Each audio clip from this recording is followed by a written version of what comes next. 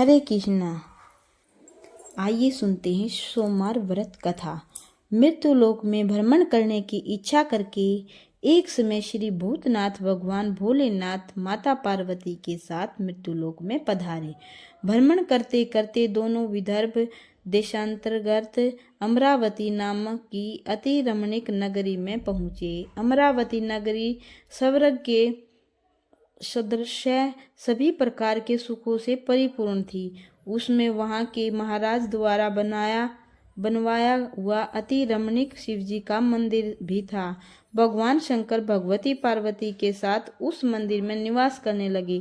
एक समय माता पार्वती भगवान भोलेनाथ को प्रसन्न देख मनोविनोद करने की इच्छा से बोली, हे महाराज, आज तो हम दोनों चौसर खेलेंगे। शिवजी ने प्राण प्रिय की बात को मान लिया और चौसर खेलने लगे। उसी समय मंदिर का पुजारी ब्राह्मण मंदिर में पूजा करने आया। माता पार्वती ने पुजारी से प्रश्न किया, पुजारी जी बताओ, इस बाजी में हम दोनों में से किसकी जीत होगी? ब्राह्मण बिना विचारे जल्दी से बोल उठा, हे कि महादेव जी की जीत होगी। थोड़ी देर में बाजी समाप्त हो गई और पार्वती जी जीत हुई। पार्वती जी को बहुत गुस्सा आया और ब्राह्मण को झूठ बोलने के अपराध के कारण श्राप देने को चली। भोलेनाथ ने माता पार्वती को बहुत समझाया, लेकिन उन्होंने ब्राह्मण को कोढ़ी होने का श्राप दे दिया। कुछ समय बाद पार्वती के श्रापवश पुजारी के शरीर में कोढ़ पैदा हो गया। वह बहुत अधिक दुखी रहने लगा। पुजारी को श्राप का कष्ट भोगते हुए जब बहुत दिन गुजर गए तो तब एक दिन देवलोक की अप्सराएं शिवजी की पूजा करने के लिए उसी मंदिर में पधारी। पुजारी के कोढ़ के कष्ट को देखकर उन्हें बड़ी दया आई। उन्होंने उससे रोगी होने का कारण पूछा। पुजारी ने निसंकोच सारी बातें उन्हें बता दी। वे अप्सराएं बोली, हे पुजारी, अब तुम अधिक दुखी मत होना। भगवान शिव तुम्हारे सारे कष्टों को दूर कर देंगे।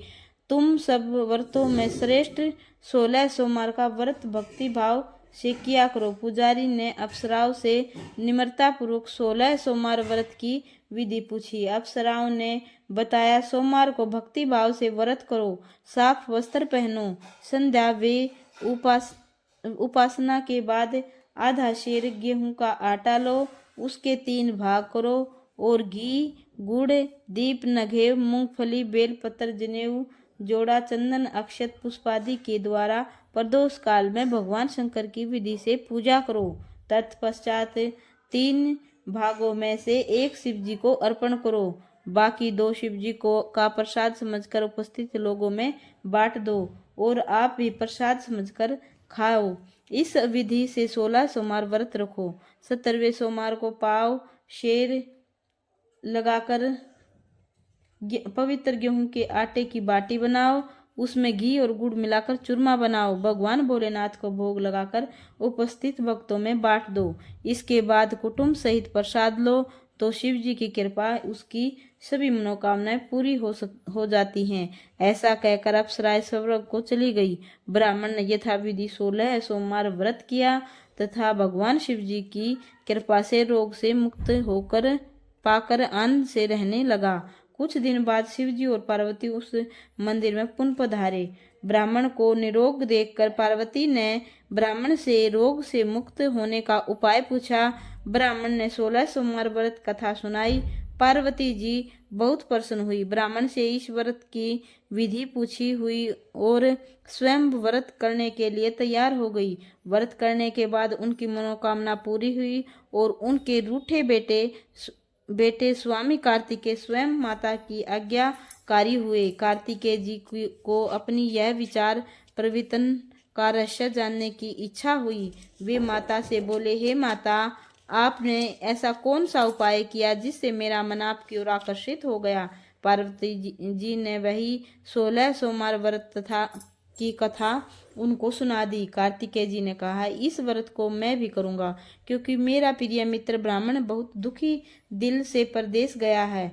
मेरी उससे मिलने की बहुत आशा है। कार्तिकेय जी ने भी इस व्रत को किया और उनका प्यारा मित्र मिल गया। मित्र ने उस आकस्मिक मिलन को का भेद पूछा तो कार्तिकेय जी बोले, हे मित्र, हमने तुम्हारे मिलने की इच्छा करके 16 सोमवार का व्रत किया था। अब तो ब्राह्मण मित्र को भी अपने विवाह की बड़ी चिंता हुई। उसने कार्तिकेय जी से व्रत की विधि पूछी और यथाविधि व्रत किया। व्रत के प्रभाव से जब वह किसी कार्य में से विदेश गया तो वहां के राजा की लड़की का स्वयंवर था। राजा ने प्रण किया था कि जिस राजकुमार के गले में सब प्रकार षडारित हंथनी माला डालेगी, मैं उसी के साथ अपनी प्यारी बेटी का विवाह कर दूंगा। शिव जी की कृपा से वह ब्राह्मण भी स्वयंवर देखने की इच्छा से राज्यसभा में एक और बैठा था। नियत समय पर अंथनी आई और उसने जयमाला उस ब्राह्मण के गले में डाल दी।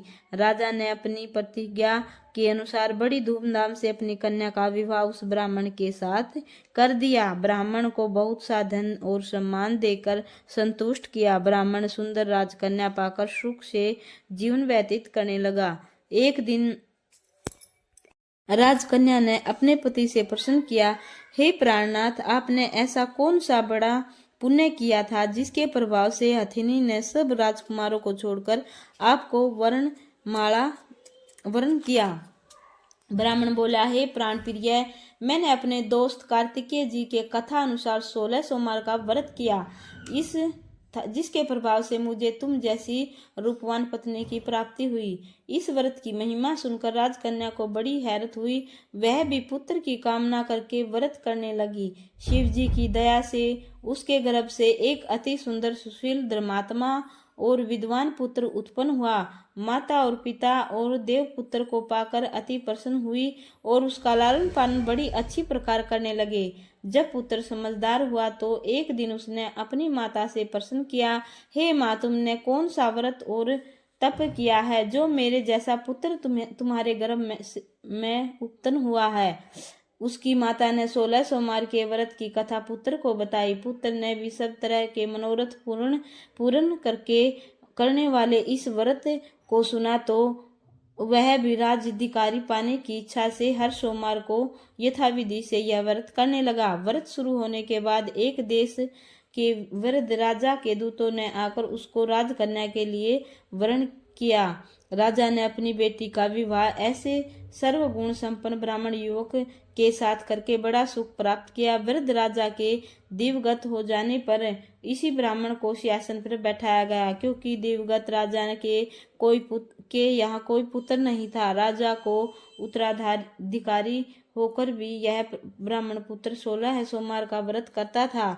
जब 17वां सोमवार आया तो विपर बहुत पुत्र ने अपनी प्रियतमा से पूजन सामग्री लेकर शिव पूजा के लिए शिवालय में चलने को कहा, परंतु उसकी पत्नी ने उसकी आज्ञा की परवाह न की। दासियों द्वारा सब सामग्रियां शिवालय में भिजवा दी, परंतु स्वयं नहीं गई।